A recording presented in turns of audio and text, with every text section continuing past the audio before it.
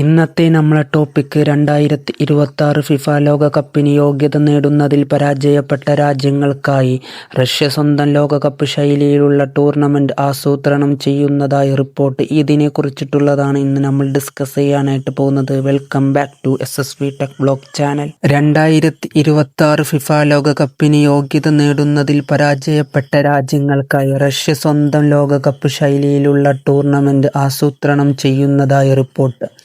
അടുത്ത വേനൽക്കാലത്ത് അമേരിക്കയിൽ യഥാർത്ഥ ലോകകപ്പ് നടക്കുന്ന അതേ സമയത്ത് തന്നെ ടൂർണമെന്റ് നടത്താം.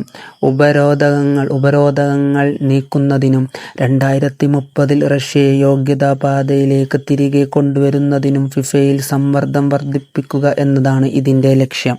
റഷ്യൻ ഫുട്ബോൾ യൂണിയനിൽ നിന്നാണ് ഈ ആശയം വരുന്നത്. 2022 ഫിഫയിൽ നിന്നും യുവേഫയിൽ നിന്ന് സസ്പെൻഡ് ചെയ്തതിനു ശേഷം ആഗോള ഫുട്ബോൾ വേദിയിൽ റഷ്യയുടെ സാന്നിധ്യം പുനർനിർമ്മിക്കുക എന്നതാണ് ഇതിന്റെ ലക്ഷ്യം. സാധ്യമായ പങ്കാളികളിൽ ഉൾപ്പെടുത്തുന്നു Russia, Nigeria, Greece, Chile, Peru, Venezuela, ചൈനയും മറ്റുള്ളവയും. Indonesia, Cameroon, Serbia.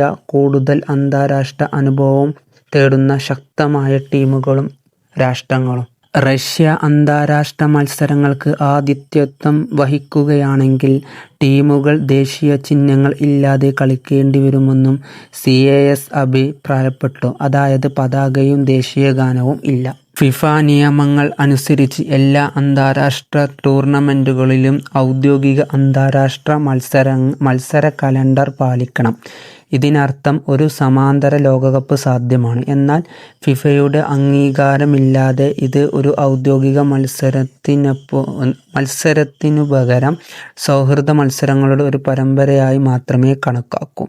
ഫുട്ബോളിനപ്പുറം ഈ പദ്ധതി ഒരു രാഷ്ട്രീയ തന്ത്രപരമായ നീക്കമായിരിക്കാം എന്ന വിശകലനം വിദഗ്ധരുടെ അഭിപ്രായമാണ്. ചുരുക്കി പറഞ്ഞാൽ വേൾഡ് കപ്പിൽ നിന്ന് ക്വാളിഫൈഡ് അല്ലാത്ത അഥവാ വേൾഡ് കപ്പിൽ നിന്ന് പുറത്തായ രാജ്യങ്ങൾ ഒരുമിച്ച് കണ്ടൊരു വേൾഡ് കപ്പ് റഷ്യയിൽ നടത്താൻ തീരുമാനിച്ചു എന്നാണ് ഇപ്പോൾ അറിയാൻ കഴിയുന്നത്. അപ്പോൾ അങ്ങനെ അവർ തുടങ്ങുകയും അതും ഒരു നമ്മൾ ഫിഫ വേൾഡ് കപ്പ് പോലെ തന്നെ ആയിരിക്കും മത്സരവും കാര്യങ്ങളൊക്കെ ഉണ്ടാവുക. അങ്ങനെയൊക്കെ ഉണ്ടാവുക എന്നാണ് ഇതിൽ പറയുന്നത്. പിന്നെ അതിൽ പറയുന്നത് ഇതിന് എന്താ പറയുക, ഫിഫയുടെ എന്തോ അനുവാദം കിട്ടിയിട്ടില്ല. അപ്പോൾ അനുവാദം കിട്ടിയിട്ടില്ല എന്നാണ് അവർ പറയുന്നത്. അനുവാദം കിട്ടാത്തത് കൊണ്ട് തന്നെ ഇതൊരു സാധാ ഒരു ഫ്രണ്ട്ലി മാച്ച് ആയിക്കാണ്ടേക്കാരം ഫുട്ബോൾ കണക്കാക്കാൻ എന്നും കൂടി പറയുന്നത്. അപ്പോൾ ഇതൊരു പോസിറ്റീവാണോ എന്ന് ചോദിച്ചാൽ പോസിറ്റീവാണ്, നെഗറ്റീവാണോ ചോദിച്ചാൽ നെഗറ്റീവാണ്.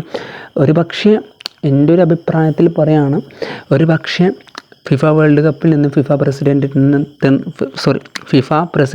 അടുത്ത് നിന്നൊക്കെ ബാന് കിട്ടാനൊക്കെ സാധ്യത വളരെ കൂടുതലാണ്. അപ്പോൾ കാരണം ഇതിനെ ജനങ്ങൾ ഏറ്റെടുത്ത് കഴിഞ്ഞാൽ ഫിഫ വേൾഡ് കപ്പിനൊരു വാല്യൂ കിട്ടില്ല എന്നാണ് എനിക്ക് തോന്നുന്നത്. അപ്പോൾ ഇങ്ങനൊരു വീഡിയോ ഇവിടെ ചെയ്യാൻ തോന്നി. ഇതിങ്ങനെ കണ്ടപ്പോൾ ഇതിനെപ്പറ്റി ഒന്ന് പറയാൻ തോന്നി. ഇതിനോടുള്ള നിങ്ങളുടെ മറുപടി താഴെ കമൻ്റ് അറിയിക്കാം. ഇതുപോലത്തെ ഫുട്ബോൾ റിലേറ്റഡ് വീഡിയോസ് നിങ്ങൾക്ക് ലഭിക്കാനായിട്ട് നമ്മളെ ഈ ചാനൽ ഒന്ന് സബ്സ്ക്രൈബ് ചെയ്ത് സപ്പോർട്ട് ചെയ്യാം. ഓക്കെ.